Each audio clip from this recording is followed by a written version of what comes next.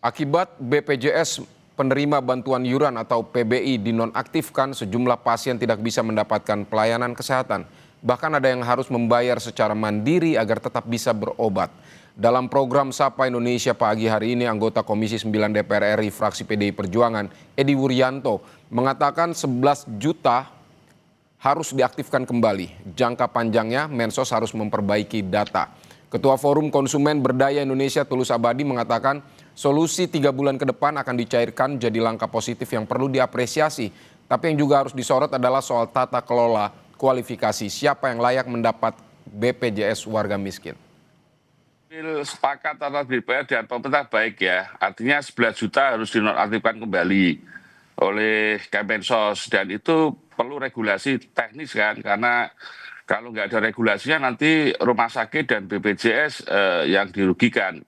Yang kedua, memang jangka panjangnya pemerintah khususnya Badan Pusat Statistik Mensos itu harus memperbaiki data. Anda bisa bayangkan 50 juta orang miskin yang harusnya menerima PBI nggak masuk. Sementara ada 15 juta orang mampu yang harusnya nggak masuk di PBI itu masuk. Berarti kan datanya ini tidak tepat sasaran dan itu efeknya adalah orang miskin yang nggak memperoleh pembiayaan. Sementara konstitusi kita sudah jelas, setiap penduduk harus memperoleh akses layanan kesehatan, setiap penduduk wajib menjadi peserta BPJS, dan orang miskin ditanggung oleh negara. Jadi ini persoalan orang miskin, maka kalau mau ada solusi jangka panjang, Badan Pusat Statistik, Kemensos, Kementerian Dalam Negeri, pemerintah daerah, bupati wali kota, termasuk dinas sosial, lurah, camat, ini harus betul-betul memperbaiki data dan waktunya hanya 3 bulan.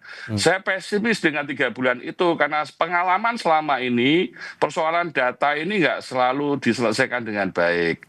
Oleh karena itu, Kemensos terutama BPS, Kemendagri harus bekerja keras, ground checking harus dilakukan, door to door dilakukan, kunjungi orang-orang miskin, lalu pastikan mereka memperoleh PBI. Kalau misalnya orang miskin itu berubah menjadi mampu dan dia harus bayar sendiri untuk menjadi peserta mandiri, ya jelaskan dengan baik. Karena masyarakat sebetulnya butuh informasi yang baik. Mengingat bahwa pemutakhiran data ini suatu keniscayaan Perintah PP 76 2015, di situ bisa menghapus, di situ bisa mengganti, di situ bisa menambah, sehingga pemutakhiran data itu memang harus dilakukan 6 bulan sekali. Maka kalau hulunya ini nggak diperbaiki dengan baik oleh Kemensos dan BPS, yang kena siapa? Kemenkes, BPJS, Direktur Rumah Sakit, pasien, lalu perawat yang selama ini menangani pasien, hubungannya dengan pasien dekat sekali menjadi tumpahan kemarahan. Ini kan menjadikan ekosistem kesehatan nasional kita tidak bagus. Dan tata kelola ini sangat menyedihkan ya. Oleh karena itu dari kasus yang terjadi dan kemudian respon cepat dari pemerintah dan DPR kemarin yang kemudian memberikan solusi 3 bulan ke depan akan dicairkan gitu ya. Tetap ini saya kira satu hal yang positif yang kita apresiasi, tetapi jangan sampai ini menjadi solusi temporer. Jangan sampai ini menjadi solusi instan.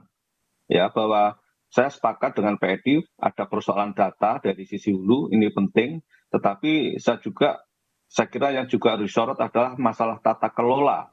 Bagaimana pemerintah dan pihak-pihak terkait dalam menentukan kualifikasi siapa sebenarnya yang layak mendapatkan PBI. Ya, ini yang menurut saya masih harus dituntaskan. Misalnya ya, ada indikator yang menurut saya juga bagus, orang yang dengan indikator medis kronis itu mestinya dimasukkan dalam penerima PBI. Karena dengan kondisi ekonomi makro yang saat ini menurut saya belum baik-baik saja, kemudian ada 11 juta orang yang mengalami peningkatan ekonomi, saya masih ragu ya kalau kemudian orang tersebut 11 juta itu dikeluarkan dari status PBI karena kemudian mengalami peningkatan ekonomi. Bahwa selama ini ada data yang tidak tepat, ya menurut saya itu memang faktualnya seperti itu. Kedua, kalau seseorang akan didiskualifikasi dari PBI, status PBI-nya, ya tidak cukup hanya informasi secara instan, tapi mestinya ada grace period, ada masa tenggang.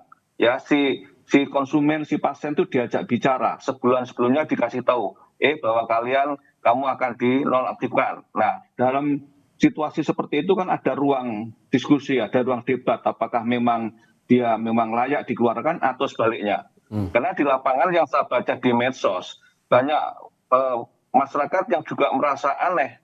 Karena apa? Karena dirinya dikasih kualifikasi PBI, padahal dia merasa mampu. Nah, ini kan juga kesalahan-kesalahan yang selama ini tidak dilakukan dengan baik dalam konteks menentukan kualifikasi dan tata kelolanya.